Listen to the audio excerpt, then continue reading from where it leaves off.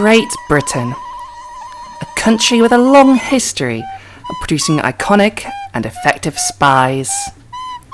Jane Bonds, Austin Powers, Pete Wisdom, Jane Bonds again, Jane Bonds but Welsh.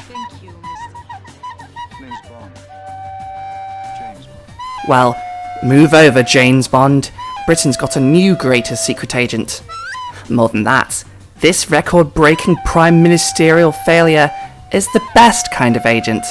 A double agent. Moving from party to party, palace to palace, burning everything she touches. Yes, 30 years after the fall of the Soviet Union, the final humiliation of the West at long last made her move. Born in the chaos of Margaret Thatcher's Britain, raised in the Great Hall of Melts known as the Liberal Democrats, she's the original girl boss, the Queen Slayer herself, the day collar wearing, pork market buying, mother fracking genius, KGB plant, Elizabeth Tory'sbane Truss. That's right, Britain's latest and briefest Prime Minister is a communist spy. I mean, that's the only explanation for what just happened, isn't it? Think about it. She's been hiding in plain sight all along. How else would someone get into the position to be parachuted into the job of the most powerful person in the country, only for the Queen to die, the pound to collapse, and the Conservative Party to implode? We were all wrong about her. She wasn't stupid. She was, in fact, an absolute genius. Find out how she pulled off this incredible heist on this week's Empire Statement.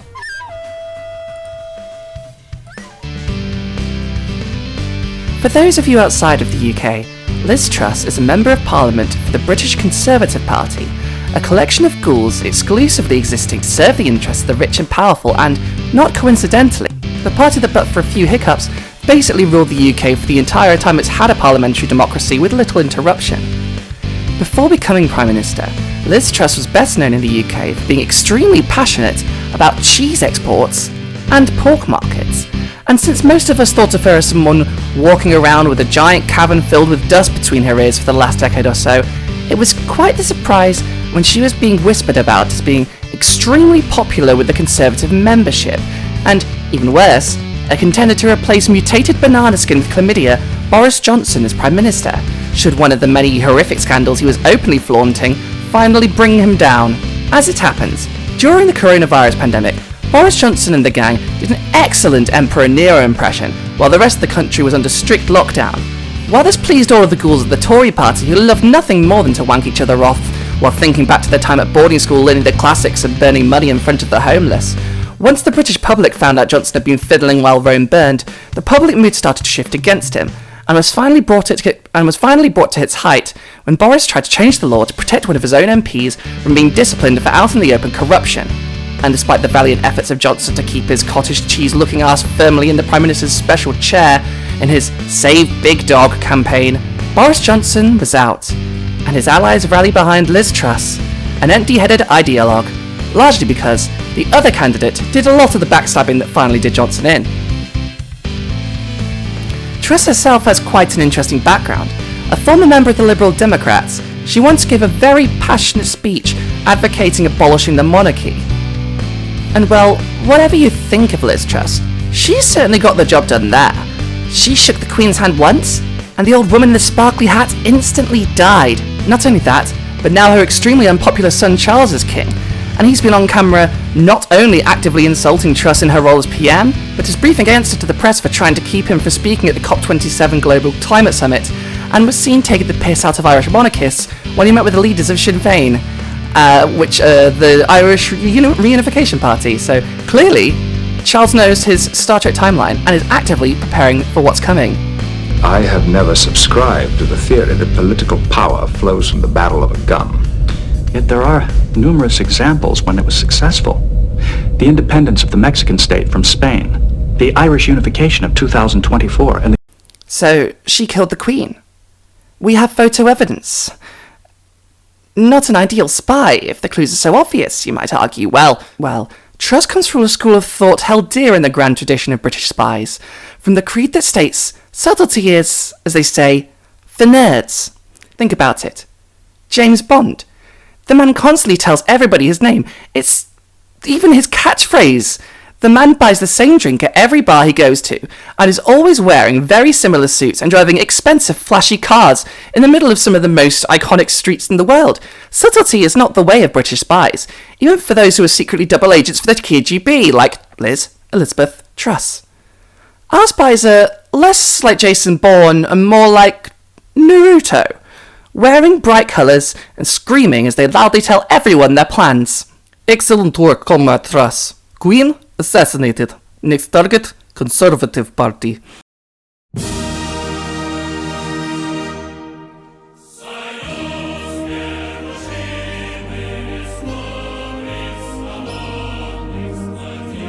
For people who don't know how the Conservative Party chooses their leaders, the MPs in the party vote on candidates, eliminating one each time until they're down to two, and then the final two go to the members. In what is so clearly a coronation by the bourgeoisie, it might as well be an explicit parody of our rigged electoral system. Anyway, the Conservative Party membership is a mean age of decease and rotting, so they're not exactly representative of the general population. Once Johnson was out, the choice was left to the most selfish people in the country, Tory members, between the two approved choices: Liz Truss, Lennon's favourite daughter, or Rishi Sunak, richest MP in history, official US resident, and a man in the unfortunate position to be standing as a brown man in a party who are racist to their fucking core. So, Liz won. And somewhere in a bunker in Moscow, the ghosts of the Bolsheviks drank to their success. It really wasn't hard to convince Conservative members either. All Truss had to going for her was a bunch of photoshops of her dressed like Margaret Thatcher, like explicit displays of Britain's most pissed-on corpse. And the fact that she's extremely chummy with the IEA, the Institute for Economic Affairs, a think tank that is basically a bunch of boardroom executives reading Milton Friedman to each other, worshipping a giant statue of Ayn Rand, while they try and fail over and over again to resurrect Thatcher's ghost. Since, however, Tory members are basically the extras from The Walking Dead post-makeup and prosthetics, this was enough to trick them into thinking they were genuinely voting for Thatcher to neoliberal boogaloo, rather than Tovarish Truss. Tovarish Truss, champion of the proletariat. Case in point, this article by the most transphobic newspaper in the most transphobic country in Europe. Liz Truss, the new Iron Lady? Which I would be doing a dramatic reading of at the end of this video because I just can't help myself, but they put it behind a paywall, and I am not paying a cent to look at an article decrying the newly ousted Prime Minister as the resurrection of Margaret, please piss on my corpse, Thatcher. Liz Truss was elected leader by Tory members, then immediately murdered the Queen, bragged about it at a funeral, and chilled out for 2 weeks while the entire country was forced to have no fun at all and think about a dead woman who'd signed off on horrendous war crimes in Africa and Southeast Asia instead. Once she'd actually got to work, she had an incredible plan. She and her best friend, soon to have a knife at the back, Kwasi Kwarteng, decided that instead of governing as normal, they would implement a new economic program dictated entirely by the aforementioned autoerotic asphyxiation enthusiast, the IEA, the Institute for Economic Affairs.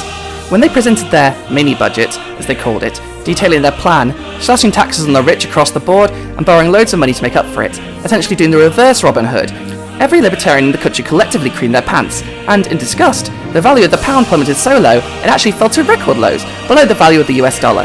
Not only that, but the inflation caused by this free gift to rich people screaming, "No, we don't want this, you'll break the economy, by the way," raised the rate of people's mortgages so much that the Tories finally broke the electoral coalition that had kept them in power for the last 20 years. Namely, people who own their own homes, content that as long as the Tories are around, the value of their homes can only ever rise and rise, making them look rich as fuck, while the rest of us plebs have to suffer from ever-increasing rents and no prospects at all. Suddenly, for the first time in decades, people that had voted in the Tories to fuck us all over finally ran out of us all to fuck. That's what you get for voting for the cartoonishly evil murder party, I suppose. Eventually they just run out of poor people to impoverish. There's no wealth to extract from the poor anymore. All that money for the rich? It's gotta come from the middle class. Lol. LMAO. Don't blame me. I voted for Jeremy. I fucking told you so, Corbyn. So, how did Truss get out of this? She blamed it entirely on her second-in-command and fired him. And now the IEA, having fucked around and found out, are insisting that it wasn't their ideas at all that were horrific disasters, but just the execution the way that Liz Truss did it, demonstrating once and for all that rich people lack the ability to learn from their mistakes. By firing someone for her first move, however, Truss made herself look incredibly weak, and that problem would only get worse thanks to Chaos with Ed Miliband. You've seen the sack race thing, I suppose. So, yeah, there it is. It's not funny. It's not even accurate, because technically I was fourth. So really they should have said fourth in the sack race. I think we should complain to the PCC. Still worried. The PM is not going to sack you after a week. Sacked after 12 months, looks like you're fucked up. Sacked after a week, looks like he's fucked up. And I'm not doing terribly, am I? I love the way that the sandblasted everything right. It's so clean. With her grip on power looking shaky, Liz Truss decided it was time to pull out the big guns. Former Labour leader and hot dog eating contest loser, Ed Miliband, the only man left in the shadow cabinet with any sense of justice or integrity, put forward a motion to the House of Commons to ban fracking, in line with both the Labour and Conservative manifestos from the last election, something Liz Truss was really hoping to scrap, as a Tory MP most in favour of turning the planet into the only celestial body of its size to become hot at the surface of the sun. Truss wanted explicitly to open up fracking across the north of England, a wildly unpopular move with the public, Tory voters, and Tory MPs, who quite rightly saw voting for it as political suicide. But Liz Truss, who decided in her leadership election that one of her big career-defining policies would be banning solar panels and farmland, made the vote what we call in the UK a three-line whip.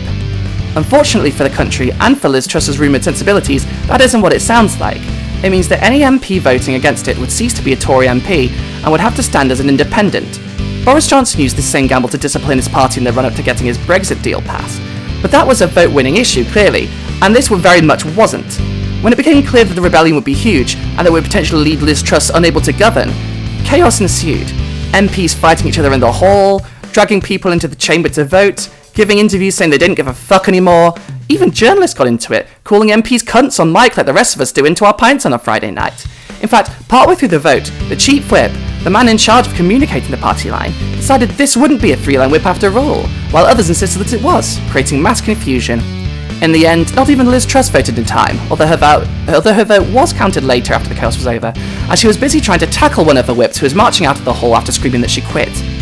By the end of the night, the whips both quit, and then both unquit after a stern talking to, but the damage was done. New polls of the electorate showed massive, unprecedented leads for the Labour Party, potentially signalling the end of the Tory party's electoral force. The next day, Comrade Truss turned in her badge and her gun. Her work was done, and she resigned, as number 10 Downing Street exploded in a metaphorical wall of flames behind her. Excellent job, 47. Her replacement is set to be decided within a week to avoid any more disasters at the polls, but as it happens, so many Prime Ministers have been put in charge without an election now, that many suspect that without the confidence of the public being put to a vote, the Conservative vote will only fall further into freefall. So where do the Conservatives turn now to save themselves from complete electoral oblivion? That's right, the return of Big Dog.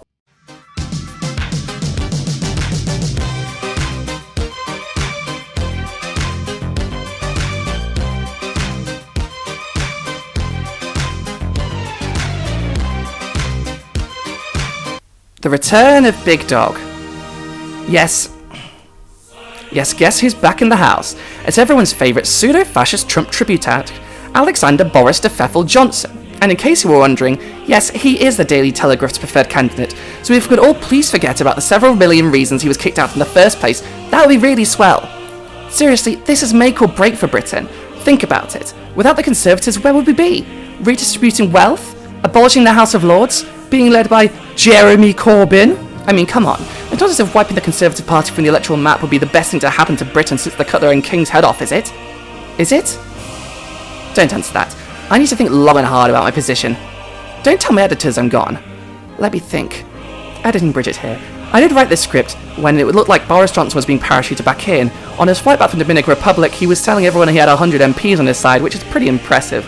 But he's become clear now that he's dropped out, and so our other option is Rishi Sunak, who I have all of the video about over here. Rishi Sunak, as I mentioned before, is the richest MP in history. He was resident of the US officially for tax purposes, and he's a massive fan of austerity, so you can look forward to that. Excellent work, Agent Truss. United Kingdom destroyed. We'll return to base. So now, you're up to speed with events. The new island lady has been felled. You know, I thought when she became PM that it was mad. And now, not only is it mad, but it's incredibly funny. R.I.P. Britain. May you be remembered not for your bland food and your war crimes, but for your contributions to rock music and the generations of socialists that tried to change you for the better and failed. Long live the Queen of Pork Markets, the shortest ever reigning Prime Minister. We will miss you, New Iron Lady.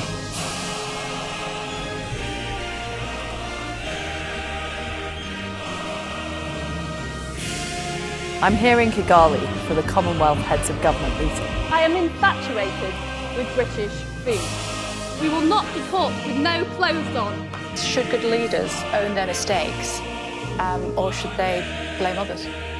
I'm not blaming anybody else. I'm saying My mother took me on protests. I went on marches. I made banners. I stayed at peace camps. People view studying maths a bit like going to the dentist. together we can be a bulwark against authoritarianism and fly the flag for freedom and democracy. Britain will lead the world. What's the last human rights issue that you raised with a Gulf state leader? I have to come back to the committee on the precise timing of that. Anything, just tell us anything that you said on human rights. Well, I certainly have raised it when I was in... Go on, tell us one now. I'm just trying to remember my most recent visit, but I can assure you I have raised it, and I will write to you with the details. Can't remember a single human rights issue that you've raised with a Gulf state leader. For me, it wasn't ballet or My Little Pony. I agree with Paddy Ashdown when he said, everybody in Britain should have the chance to be a somebody. But only one family can provide the head of the state. We Liberal Democrats believe in opportunity for all. I, conference, rebelled